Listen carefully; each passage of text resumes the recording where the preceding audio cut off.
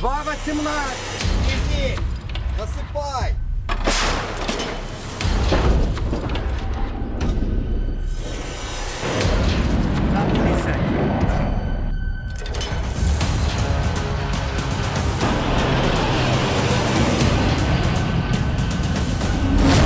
America के राष्ट्रपति Donald Trump ने रूस यूक्रेन युद्ध को लेकर सबसे बड़ा ऐलान किया। ट्रंप का दावा है कि यूक्रेन के राष्ट्रपति वोलोदिमीर जेलेंस्की युद्ध में शांति के लिए तैयार हो गए हैं। ट्रंप ने बुधवार को अपने संबोधन के दौरान कहा कि हमें जेलेंस्की का एक पत्र मिला जिसमें जेलेंस्की ने युद्ध में शांति के लिए तैयार होने की बात कही है।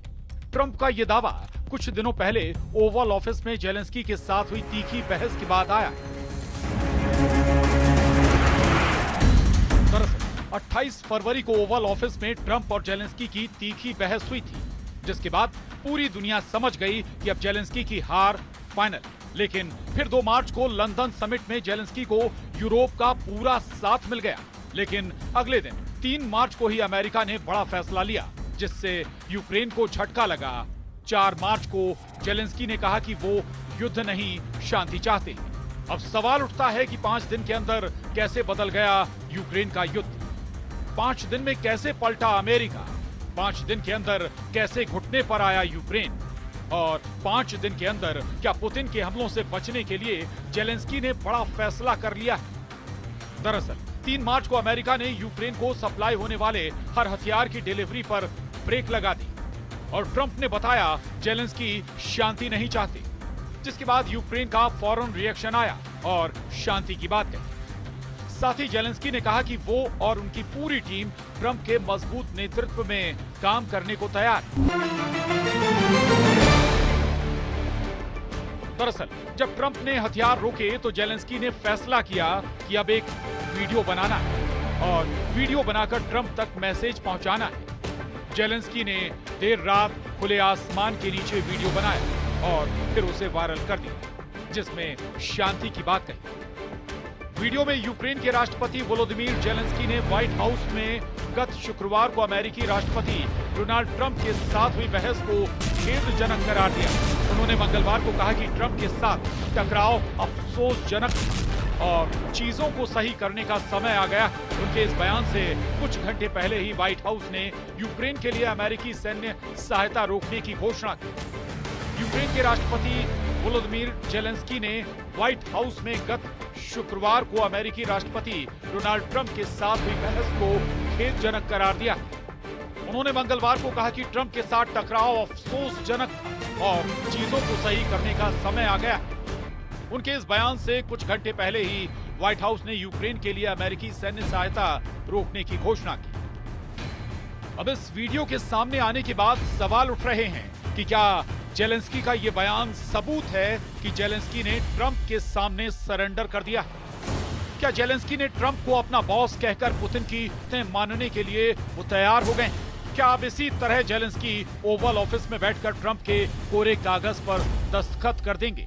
5 दिन के अंदर यूक्रेन से लेकर अमेरिका और रूस से लेकर ब्रिटेन तक पूरी दुनिया के समीकरण अचानक बदले।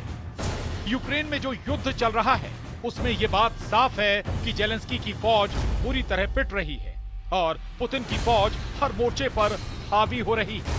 लेकिन जेलेंस्की को सबसे बड़ा झटका पुतिन से ज्यादा ट्रंप ने दिया। ट्रंप ने जब से यूक्रेन की हथियार सप्लाई रोकने का हुक्म सुनाया है, जेलेंस्की के सामने यू टर्न लेने के अलावा कोई रास्ता नहीं बचा। क्या यही वजह है कि जेलेंस्की ने माना कि ट्रंप के साथ बैठक वैसी नहीं हुई जैसी होनी चाहिए थी? क्या इसीलिए जेलेंस्की अब अमेरिका के साथ खनिज समझौते के लिए तैयार हो गए? क्या इसीलिए अब जेलेंस्की युद्ध खत्म करने के लिए ट्रंप का साथ चाहते हैं? अमेरिका ने जब से हथियारों की सप्लाई रोकी, जेलेंस्की की सेना को जैसे 440 वोल्ट का करंट लगा। जेलेंस्की को समझ आ गया कि यूरोप के साथ जितना मर्जी हाथ मिला लें या फिर गले मिल लें, जो मदद ट्रंप कर सकते हैं वो यूरोप के बस की बात नहीं है। क्योंकि जब से ट्रंप ने यूक्रेन के कान उमेठे हैं, डॉनबास और ओदेसा के फ्रंट पर जेलेंस्की को बुरी खबरें मिलनी शुरू हो गई। ट्रंप भी जानते हैं कि जेलेंस्की के पास कोई विकल्प नहीं बचा। अमेरिका के बिना युद्ध लड़ना उनके लिए नामुमकिन है और अमेरिका के साथ मिलकर सरेंडर करना एक ऐसा रास्ता है जहां पुतिन के सामने बेइज्जती कम महसूस होगी।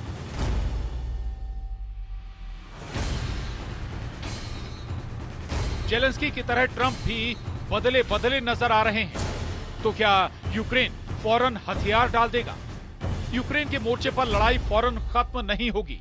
बता दें कि हथियार रोकने वाला मैसेज ट्रंप ने दिया था। यूक्रेन को बम और मिसाइल वाली सप्लाई का ऑर्डर राष्ट्रपति की तरफ से आया, लेकिन क्या यह बैरियर गिरने के बाद ट्रंप का ऑर्डर फौरन मान लिया जाएगा?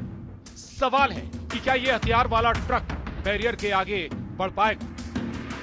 जेलेंस्की को उनके कमांडरों ने बता दिया है कि अमेरिका ने साथ छोड़ा तो युद्ध ही नहीं हारेंगे। उनके लिए यूक्रेन में टिकना भी मुश्किल हो सकता है। इस डर से जेलेंस्की भी बहुत अच्छी तरह वाकिफ है। यूक्रेन के हथियारों को लेकर ट्रंप का ऑर्डर अमेरिका के रक्षा मंत्रालय के पास पहुंचा है, लेकिन पेंटागन में इसे लेकर अभी आखिरी फैसला नहीं लिया गया है। यानी ट्रंप ने ऑर्डर देने के साथ एक छोटी सी गुंजाइश वाली खिड़की जेलेंस्की के लिए खोल रखी है, या कहें कि मदद स्थायी तौर पर नहीं रोकी गई। हालांकि अमेरिका से लेकर पोलैंड तक जो हथियार अभी तक यूक्रेन नहीं पहुंचे हैं, उन्हें भी रोकने का फैसला सुनाया गया। इसमें वो हथियार भी हैं जो पोलैंड में रखे हैं और यूक्रेन भेजे जाने हैं। फैसला ट्रंप ने लिया है। हथियार सप्लाई वाले रूट पर रेड सिग्नल दिखाने वाला ऑर्डर ट्रंप ने दिया है, लेकिन ट्रंप की दरियादिली फिर नजर आ रही है। फिर चाहे इसकी वजह खनिज वाली डील ही क्यों ना हो, जो ट्रंप किसी भी हाल में करना चाहते हैं। जेलेंस्की ने अब मान लिया है कि वो ट्रंप के नेतृत्व में काम करेंगे। यानी 28 मार्च को ट्रंप से उनकी जो बहस हुई, उसे लेकर जेलेंस्की बहुत पछता रहे हैं और उनसे ज्यादा इसका असर यूक्रेन के वॉर जोन में महसूस किया जा रहा है, जहां जेलेंस्की के हर जवान के पास चाकू से लेकर राइफल और बारूदी सुरंगों से लेकर टैंक तक हर सामान अमेरिका ने खरीद कर दिया। अमेरिका का दावा है कि 20 जनवरी 2025 से पहले तक अमेरिका ने यूक्रेन को 66 अरब डॉलर की मदद की, यानी 5 लाख करोड़ रुपए के हथियार और बाकी सामान यूक्रेन तक पहुंचाया गया और ऐसा 3 साल तक जारी रहा। हालांकि जब ट्रंप ने यूक्रेन को हथियार देने पर रोक लगाई तो यूरोप की डिफेंस मार्केट का जोश बढ़ गया।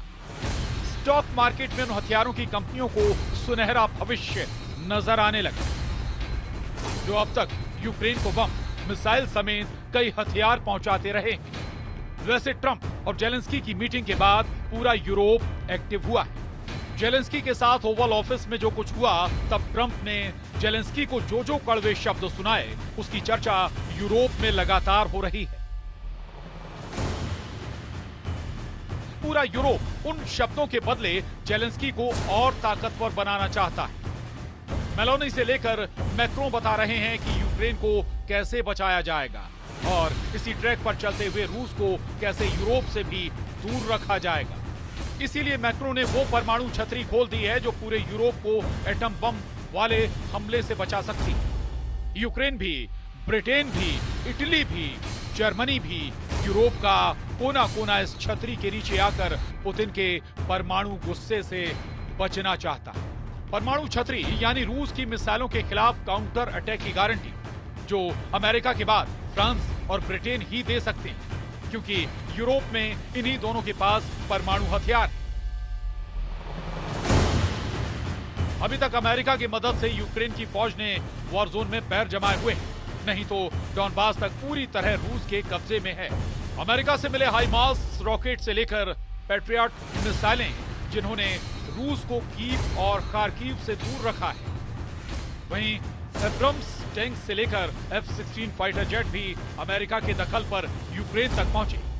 हालांकि पुतिन ने इन दोनों हथियारों को नाक रगड़ने पर मजबूर कर दिया। सवाल है कि जेलेंस्की का नया यू टर्न उन्हें ट्रंप के बाद पुतिन के गुस्से से बचा पाएगा। Bureau report, news 18।